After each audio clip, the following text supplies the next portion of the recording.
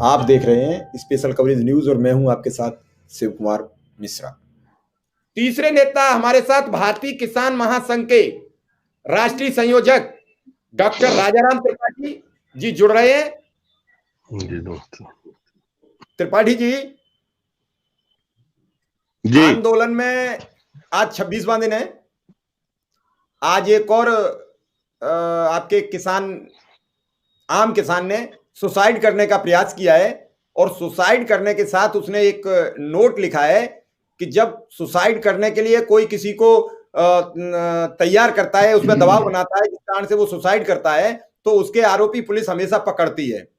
इस समय मैं सुसाइड कर रहा हूं किसान बिल को लेकर, तो इस पूरे सुसाइड प्रकरण के दोषी देश के गृह मंत्री और देश के प्रधानमंत्री हैं।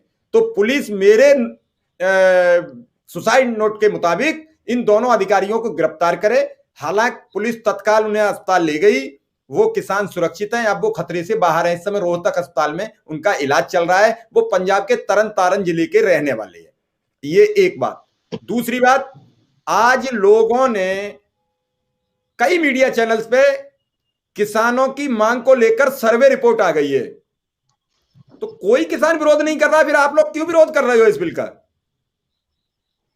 जब जनता बिल के साथ खड़ी है तो आप क्यों विरोध कर रहे हो? शिव कुमार जी, मैं समझाना चाहूंगा बड़े संक्षेप में कि ये जो सर्वे होते हैं किस नियत से होते हैं और कैसे होते हैं, इसे समझे। गणित की एक धारा है सांख्यिकी। सांख्यिकी में नीति, वस्तु, अवयव और समुदाय का सर्वे के द्वारा निष्कर्ष निकाले जाते हैं। और इन आंकड़ों के बारे में प्रधानमंत्री ब्रिटेन के, जो हमारे प्रभु रहे बहुत सालों तक हम पर राज किया है, वहां के प्रधानमंत्री डिजराइली ने लिखा है कि झूठ 3 तरह के होते हैं। एक झूठ, दूसरा सफेद झूठ और तीसरे आंकड़े। और ये जो आपके सर्वे दिख रहे हैं, ये सर्वे कौन कराता है, क्यों होते हैं और क्या निष्कर्ष लाए जाते हैं, इसको लेके यही मीडिया के लोगों के मैं कोट करूंगा। विनोद मेहता, प्रभात जोशी जी, बड़े बड़े नाम बता रहा हूं, शेखर गुप्ता जी, इन सब ने, मिर्जा चौधरी जी ने लिखा है कि यह बिल्कुल ही विश्वसनीय नहीं है। और जो लोग सर्वे करते हैं ना, उनको फील्ड जॉब की ट्रेनिंग रहती है सर्वे की, और जिनसे सर्वे किया जाता है वो व्यक्ति भी वास्तव में निष्पक्ष नहीं होते। तीसरी, सरकार को लेके जब सर्वे होता है तो हर व्यक्ति जो सरकार की सुविधाएं लेता है वो डरता है कि कहीं न कहीं ये लीक हो जाएगा तो मेरी सुविधा बंद हो जाएगी। जैसे कि अभी किसानों के बीच एक अफवाह फैली हुई है, जहां जहां चर्चा होती है कि भाई जो 6,000 रुपया आ रहा है, जो बोलेगा ये बिल खराब है उसका 6,000 रुपया गवर्नमेंट बंद कर देगी, सबका नाम, खाता, सारी जानकारी सरकार के पास है। इस तरह की जो भ्रांतियां इस आंदोलन को तोड़ने के लिए फैलाई जा रही हैं, साम, दाम, दंड, भेद चारों अपनाया जा रहा है। तो ये आंकड़े जो हैं झूठ के पुलिंदे हैं और पैसे के लिए कर रहे हैं। दुर्भाग्य से मीडिया का के जो चैनल है ये सरकार के हथियार बन गए हैं और कोशिश कर रही है सरकार कि इस राजनीतिक आरोपों में, तरह तरह के आरोपों के जरिए किसानों के बीच फूट डाल के मुद्दे को हाशिए पर रखे। सूर्य प्रताप जी ने बहुत संक्षेप में कई बिंदु बिल्कुल उजागर किए थे। इसके अलावा भी कई खामियां हैं जो 5 जून को जब इन्होंने अध्यादेश लाया तभी 1 हफ्ते के अंदर हम लोगों ने सारे के सारी कमियों को निकाला। और 17 जून को हमने 52 किसान संगठन, जिसमें भारतीय किसान यूनियन भी शामिल है और भारत के साग सब्जी उत्पादक संघ है, जितने बड़े संगठन हैं, सब ने शामिल होकर सरकार को भेजा कि साहब आपके जो सुधार हैं, सुधार अगर खेती के लिए लेके आते हो तभी कोई आपत्ति नहीं। बड़े अच्छा किया आपने 3 बिल बनाया, लेकिन इनमें जो ये तीनों बिल हैं वास्तव में इनमें कुछ कुछ खामियां ऐसी छोड़ दी गई जिसके जरिए किसानों का व्यापक रूप से कारपोरेट शोषण करेगा। मैं एक बिंदु मैं ध्यान में लाऊंगा कि कॉन्ट्रैक्ट एक्ट में यह है कि इनपुट्स यानी खाद, बीज, दवाई यह स्पॉन्सर कंपनी देगी, सप्लाई करेगी। किस मूल्य पे देगी, उसका मूल्य निर्धारण कौन करेगा, उस पर कोई चर्चा नहीं, कोई बात नहीं। वो भी कहीं न कहीं से तो किसान लेता है, व्यापारियों से लेता है, कोई बात नहीं। लेकिन ये जो बीज खराब निकला वो खाद की गुणवत्ता सही नहीं रही, दवाई काम नहीं की, फसल नहीं हुई, तो उस हानि को यह कंपनी वसूल करेगी और उस हानि को अदा करने में उसकी जमीन बिकेगी या घर बिकेगा, इसको लेके कोई उल्लेख नहीं है। इस तरह की कई ऐसी खामियां छोड़ी गई। जैसे डीएम रहे हैं साहब, जानते हैं कि हमारे देश में डीएम कितने व्यस्त रहते हैं, और 16 करोड़ किसानों के जो विवाद है उनको डीएम को निपटाएं और एसडीएम को निपटाने के लिए दे दें। सबसे जिले का सबसे व्यस्त प्राणी और सबसे दुखी और परेशान व्यक्ति होता है डीएम। कहां से इतने करोड़ों केस को कैसे निपटाएगा वो? और जरा सोचे, कारपोरेट का दबाव, इतने बड़े बड़े जो नाम लिए आप सब जानते हैं, क्या ये संभव है कि छोटा किसान 84% इस देश का किसान जो 4 एकड़ से कम की जोत का है अपना बचाव कर पाएगा? सरकार को इन बिलों में किसान के साथ खड़ा होना दिखता था, लेकिन इन बिलों को सीआईआई, एसोचैम और इनके लॉबिस्ट और इनके कंसल्टेंट, इनके दलाल, कईयों के तो मैं नाम भी जानता हूं, वो सब मिलकर बनाया उन्होंने बिल में। अब सरकार के ज्ञान में था या नहीं, मैं सरकार की नियत का सवाल नहीं उठा रहा हूं, लेकिन सरकार के ज्ञान में था, संज्ञान में था या नहीं मुझे नहीं मालूम, लेकिन ये जो बिल आया है ये जैसे रामायण में बोलते हैं ना, कलंक घट है और अंदर में जहर भरा हुआ है। मैं यही कहना चाहूंगा, और मैं सर्वे जितने भी आए हैं इनको एक सुर में खाली करता हूं। ये बोलते हैं कि भूख हड़ताल नहीं हो रही है, ये बोलते हैं कि वहां से खाना आ रहा है, ये बोलते हैं कि आम किसान कहता है कि नहीं बिल बड़े अच्छे हैं। अरे आम किसान कहां, ये जो चैनल पे एंकर चीख चीख के चिल्ला रहे हैं इन्होंने भी बिल नहीं पढ़ा है। मैं लिख के कहता हूं, ये मेरे सामने है 11 पेज का एक राजपत्र, ये इस तरह से तीनों बिल मेरे सामने रखे हुए हैं। जी जी, मुझे पूरा अच्छे से मालूम है कि किसी ने इन बिलों को, ज्यादातर लोगों ने नहीं पढ़ा है। और मैं एक एक बिंदु पे, मैं हमेशा निवेदन करता हूं, बिना आपा खोए बिंदुवार एक एक बिंदु पे मैं चर्चा करके बता सकता हूं।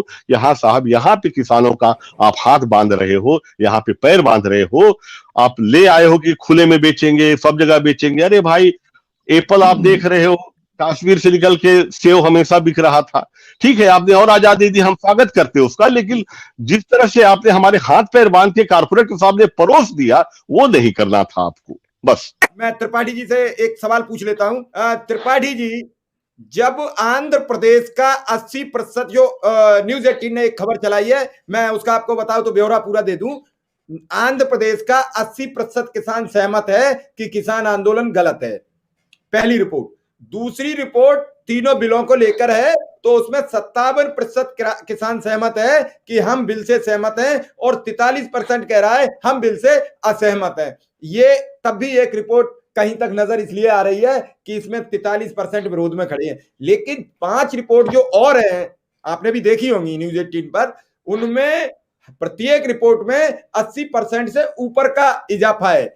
तो क्या 20% ही किसान इस बिल से नाखुश है? ऋषिपाल जी की जो बात है उसी को इंडोर्स करूंगा। ये खरीदे हुए चैनल है, समाचार पत्रों से काम नहीं चला तो अचानक बुद्ध ज्ञान प्राप्त हुआ। कल 3-3, 4-4 चैनल में जनमत सर्वे चालू हो गया, और तेलंगाना में, वहां पे जहां 80% की बात कर रहे हैं, मैं छत्तीसगढ़ की भी बात कर रहा हूं, कल भी और आज भी करीब 25 संगठन भूख हड़ताल पे बैठे हैं। आके देख लो, बूढ़ा तालाब में 25 संगठन, कुर्मी समाज, साहू समाज, जितने बड़े बड़े समाज हैं, सबके लोग आके बैठे हैं। भूख हड़ताल जो किसान कर रहा है, सरकार का दिल पसीजे न पसीजे मुझे नहीं मालूम, सरकार का दिल पत्थर का हो गया है, उसे नहीं दिखाई दे रही है किसान की तकलीफ, लेकिन देश का पूरा देश देख रहा है, देश का हर वर्ग देख रहा है कि उनके साथी किन हालात में, उनके परिवार के लोग किन हालात में दिल्ली में बैठे हैं। और ये जो पूरे जन आंदोलन में जो बदलने वाला है, सरकार को अंदाज नहीं क्या हो रहा है। ये भूख हड़ताल, एक दिन वहां भूखा रहता है तो उसका परिवार यहां भूखा रहता है। इस बात को समझे हम। भूख हड़ताल करके देश से भगा दिया अंग्रेजों को। भूख हड़ताल साधारण चीज नहीं है। हमारा जो जनमानस है बड़ा संवेदनशील है, सरकार में भी पहले संवेदनशीलता थी, अब भगवान जाने क्या हुआ। अब प्रधानमंत्री जी से मैं हमेशा अपील करता हूं कि इनको सबसे पहले आगे आना चाहिए था और किसानों से बात करना चाहिए था। सबसे पहले इनको आना था, किसी और को भेजने, किसी संदेशवाहक को भेजने की कोई आवश्यकता नहीं थी जी। और इस सरकार में प्रधानमंत्री जी के अलावा किसी की हिम्मत भी नहीं है। मुझे तो इन मंत्रियों का दर्जा क्या है, मैं और आप सब समझते हैं, मुझे नहीं मालूम कि इनको पता भी होता होगा कि ये जो कानून है इसमें क्या रहा होगा। जब राजनीतिक कोई स्वार्थ नहीं है हम लोगों का, न कभी हमने तो लिख के दिया स्टाम्प पे, कभी कोई राजनीतिक पद लेंगे ही नहीं। फालतू की बातें आप लोग ना करें। 20 साल से विचार चल रहा था, प्रधानमंत्री जी जो बोलते हैं ना, इनके घोषणा पत्र में भी नहीं था। इनके घोषणा पत्र में तो स्वामीनाथन कमेटी थी जिसको मरोड़ के डस्टबिन में डाल दिया इन्होंने। सीटू देने की बात जो जगत राम जी ने कही थी और ऋषिपाल जी ने कही थी, बिल्कुल सही कह रहे हैं। सीटू प्लस देने का था, वो भी नहीं दिया इन्होंने। स्वामीनाथन जी की कमेटी भी लागू नहीं की। इनके घोषणा पत्र में ही नहीं था ये बिल। ये तो कांग्रेस का घोषणा पत्र का है जिसको ये ले आए, लेकिन उसमें भी हमें कोई दिक्कत नहीं रहती। इस बिल को लेके आते, सुधार करना चाहते हैं, स्वागत था। हम तो बिल की खामियों को दूर करने की बात की है। लेकिन आज जो हालात हैं, जो वहां पे जितने किसान संगठन हैं, मैंने प्रधानमंत्री जी को भी पत्र लिखा, कृषि मंत्री जी को भी लिखा था कि सबसे पहले आप जो मुंह से बोलते हैं ना, एमएसपी थी, एमएसपी है, एमएसपी रहेगी, इसको कानूनी जामा पहनाएं, इसको वैधानिक अधिकार के रूप में लाएं, स्टेचुरी सिचुएशन दे इसको वैधानिक बनाएं, और तो विश्वास का माहौल पैदा होगा। उसके बाद हम वास्तव में सभी किसान संगठनों से चर्चा करके इस बिल को कैसे ड्राफ्ट किया जाए, हमसे पूछो ना। हमारे लिए ला रहे हो, हम लोग भी बैठे मिलकर तैयार करें, वही तो किया नहीं आपने। राजा राम जी को मत बुलाओ, बाकी लोगों को बुला लो, जो बैठे हुए उनको बुला के कर लो। सब समझदार हैं, सब अपना हित अहित समझते हैं। पाठी जी, आप थोड़ा सा जल्दी में, मैं आपसे एक सवाल करता हूं। अब पूरा जो लबो-लुआब 26 दिन का आपको नजर आ रहा है, तो अब किसान संगठन अगली रणनीति क्या बनाएंगे? सरकार के साथ वार्ता करेंगे, सरकार से संवाद करेंगे, बिल पर चर्चा करेंगे, कैसे इस आंदोलन का पटाक्षेप हो, क्योंकि ठंड का तापमान अब और बढ़ना, तापमान और गिरेगा तो ऐसे में किसान सड़क पर कैसे बैठा रहेगा, जहां हम लोग घरों के अंदर हो रहे हैं, घरों के अंदर। देखिए शिवराम जी, किसान तो रणनीति बना चुके हैं, एक सूत्री कार्यक्रम है उनके पास जी। बनाना सरकार को है। सरकार जितनी जल्दी चाहे, भगवान न करे कि जैसे आपने कहा कि वो पुनरावृत्ति हो कि दोबारा कभी ना आए। आज वास्तव में अगर ये किसान खाली हाथ लौटे तो ये देश के लिए बेहद दुर्भाग्यपूर्ण होगा। पहले ही आपने 3 दर्जन हत्याएं आपके सिर पर चढ़ चुकी हैं किसानों की। किसान भूलेगा नहीं, किसान बड़ा संवेदनशील प्राणी होता है, और वास्तव में किसान को समझा ही नहीं लोगों ने।